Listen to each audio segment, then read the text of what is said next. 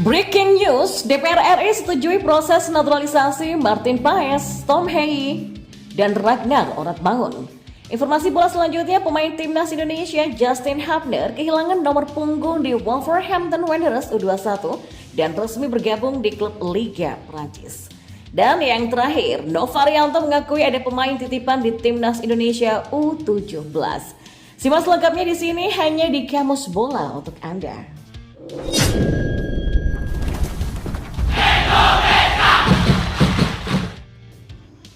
Ya, DPR RI menyetujui proses naturalisasi 3 pemain keturunan yakni Tom Heyi, Ragnar Oratmangun, dan Martin Paes. Hal itu diungkapkan Wakil Ketua DPR RI Syufmi Dasko Ahmad saat sidang paripurna DPR RI pada Selasa siang hari ini. DPR RI terima surat dari Presiden tentang permohonan pemberian kewarganegaraan 3 pemain keturunan Indonesia dan sudah disetujui oleh DPR.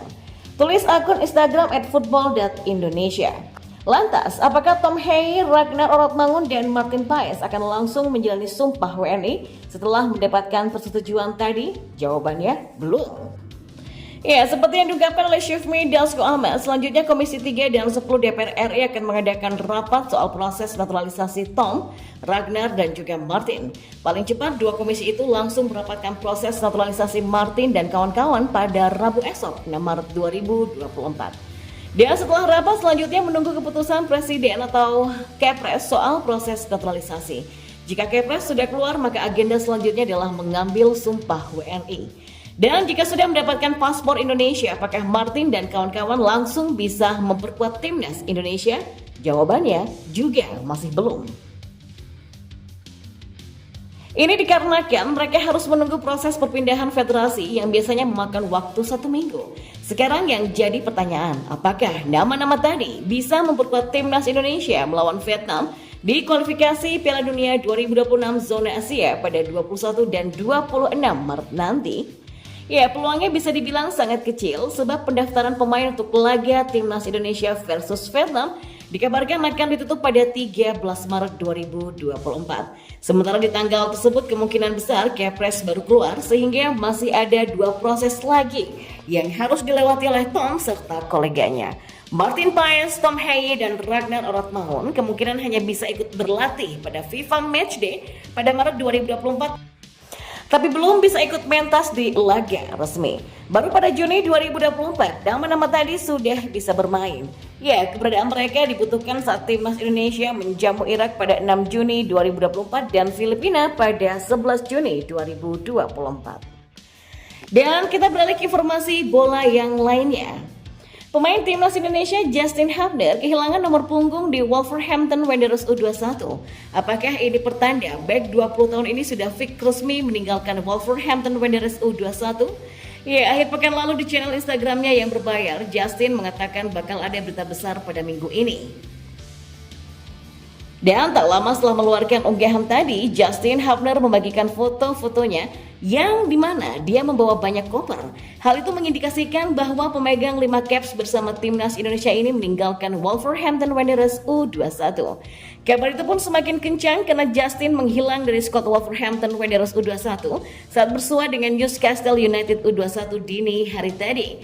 Nomor punggung 3 yang biasa dikenakan oleh Justin selaku kapten Wolverhampton Wanderers U21 pun dikenakan oleh pemain lain. Mengutip dari Soccerwise, pemain Wolverhampton Wanderers U21 yang mengenakan nomor punggung 3 di laga dini hari tadi adalah Aaron Keto Diawa. Sebelumnya, Aaron bisa mengenakan nomor punggung 11 di Wolverhampton Wanderers U21. Jika benar pergi, lalu kemana Justin akan berlabuh? Di Instagramnya yang berbayar, Justin kembali menyebut 3 negara, yakni Perancis, Belanda, dan Belgia. Bukan tak mungkin Justin akan melanjutkan karir bersama salah satu dari 3 liga tadi. Tapi satu hal yang pasti, keputusan apa yang diambil oleh Justin nanti layak untuk diapresiasi. Sebab keputusannya jika benar meninggalkan Wolverhampton Wanderers U21, hal itu menunjukkan dirinya ingin terus berkembang. Ia tak mau menjadi kapten di tim kelompok umur tapi tak kunjung mentas di level profesional ketika usianya sudah menginjak 20 tahun. Ya, banyak pesepak bola yang sudah merasakan atmosfer level profesional ketika usianya belum menginjak 20 tahun. Di skuad timnas Indonesia saja ada Marcelino Ferdinand, Elkan Bagat sampai Ivar Jenner yang sudah merasakan level profesional meski belum genap berusia 20 tahun. Dan di informasi bola yang terakhir, ya, Nova Arianto secara terbuka mengakui bahwa ada pemain titipan di Timnas Indonesia U17 yang dilatihnya. Hal tersebut terjadi karena kurangnya database pemain dan dia mengandalkan rekomendasi dari pihak lain. Nova mendapatkan kepercayaan dari PSSI untuk menjadi pelatih Timnas Indonesia U17. Lewat tugas barunya ini, Nova sudah menggelar 3 gelombang seleksi pemain untuk mendapatkan yang terbaik. Nova juga menyebut upaya mencari pemain untuk Timnas U17 tidaklah mudah. Dia hanya bisa mencari pemain dari Elite Pro Academy atau EPA dan Piala Suratin. Nah, pemain itu pun didapat dari rekomendasi para pelatih klub-klub yang sedang bertanding. Ya nggak mau kita harus menerima rekom dari pelatih. Rekom dari pelatih-pelatih akademi, pelatih-pelatih SSB, ataupun pelatih-pelatih dari tim EPA, kata Nova Arianto. Nah, adanya rekomendasi itulah yang membuat muncul istilah pemain titipan di Timnas Indonesia. Nova Arianto tidak tutup mata dengan situasi, namun dia juga bakal melakukan seleksi secara ketat untuk pemain rekomendasi tersebut. Ya kan memang situasinya akan menjadi seperti akan banyak pemain titipan nih, dan itu pasti terjadi itu.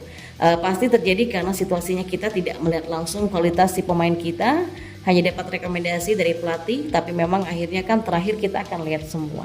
Dan yang terakhir itu kan baru kita putuskan siapa yang bisa layak untuk tampil di timnas nasional kita, dan termasuk kita akan turun langsung nanti.